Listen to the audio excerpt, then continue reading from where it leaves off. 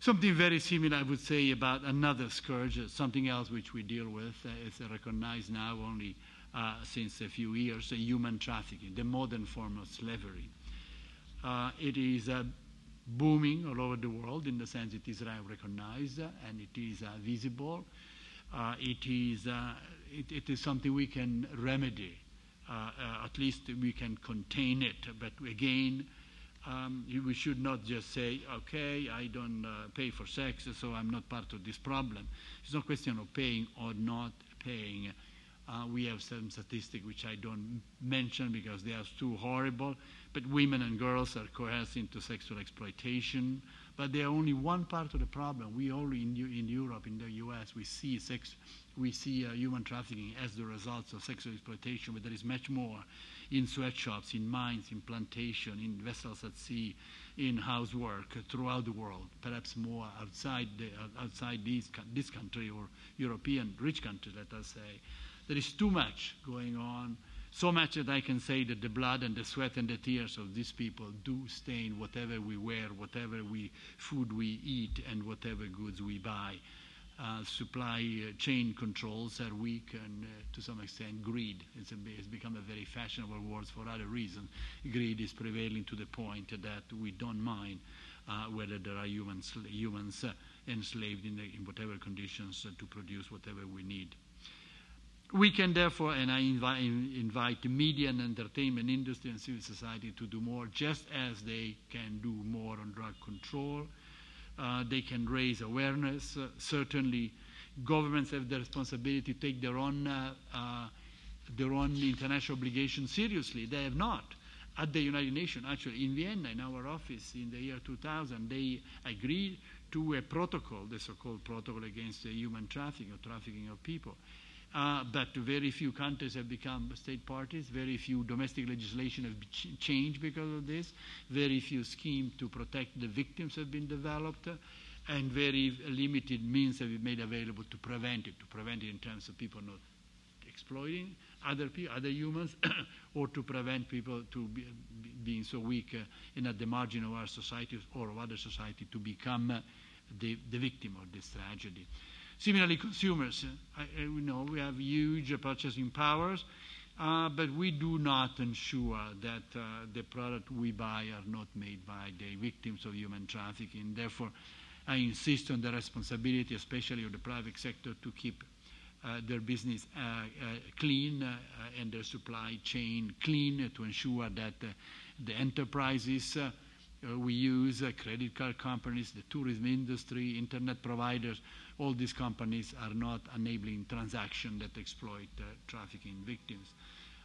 Something is being done because it's a crime which screams for revenge in this world and in the next, but again, not as much as not only I would like, but as much as the victims with their suffering are entitled to. Third, and this is just a sample of themes which we deal with, as I mentioned drugs and I mentioned human trafficking, corruption, another shared responsibility throughout society. In some context, we, at least ourselves and some of us and some of those people I talk to, they see corruption as a sort of a vast, impersonal, very present but not palpable, inevitable force. It's part of doing business. Actually, until 2004, in most European countries and until a bit earlier in the United States, a bribe paid abroad was part of the business expenses. Now, this is slowly changing because it is a crime committed by people who break the rule for their own gains and again for their own greed, a very popular word, as I mentioned earlier. Now, to promote a culture of integrity is almost like playing the role of Don Quixote and fighting against windmill, because it says, well, so what, a little grease here and a little grease there. But that attitude is the one which eventually justified the big train robbery of the major leaders in Africa and some other leaders not only in Africa who robbed the national treasury or in any event robbed so much of the assets of their society. Therefore, I urge you all, and especially the business leader present here, the CEO present here, the people in the media present here to speak out against corruption and lead by example. Now, public officials have been warned, at least in some countries, by the importance of disclosing their annual earning and the financial assets, so that officials from the suitable undertakings can compare the differences between lifestyles and spending patterns on the one hand and declared earnings. We need to strengthen this public scrutiny of the funding to individuals, but especially to political parties and to electoral campaigns. We have seen a lot of this going on. Obviously, the corrupt funding to a political campaign is a license to kill after the elections have taken place. Therefore, we need to introduce as strong as possible measures to strengthen accountability and to strengthen integrity. Now, the private sector also plays a role. For those among you who are CEOs, I stress the importance of ensuring that the code of conduct on your business stress and strengthen integrity, prevent conflict of interest, and are a safeguard for good commercial practice. Perhaps foremost concern I have is regarding bank and the role of the banking sectors. They have been sheltering throughout the world stolen assets.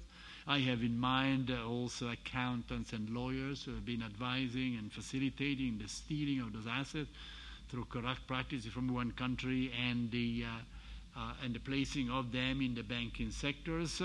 We are going after these individuals quite aggressively together with the World Bank. We launched almost a year ago an initiative together with President Zellik and the Secretary General of the United Nations, an initiative called STAR, Stolen Asset Recovery Initiative. We have been going out after assets stolen in Congo, stolen in Nigeria, in Indonesia, in Haiti, in Bangladesh, possibly in Ukraine, soon Iraq. There is plenty to be done, but the more we do, the more we see that the banking sector is not playing by the rules. The banking sector, to a large extent, at least in so many countries, is part of the problem. Therefore, my call for you all is to help us. They have to comply with the integrity rules, which seems to apply to all of us. In conclusion, ladies and gentlemen, I apologize for perhaps having taken the floor longer than needed. I believe that all of you, all of us, everyone in this room has the power to make the world a bit safer from drugs, certainly more resilient against exploitation of other humans, namely modern slavery, against crime, against terrorism, and against corruption.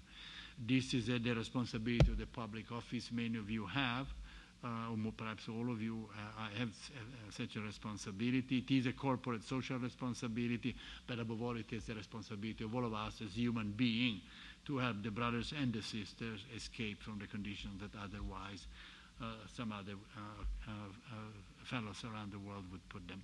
Let us assume this responsibility. This was the message I want to leave with you today. Thank you very much. Thank you.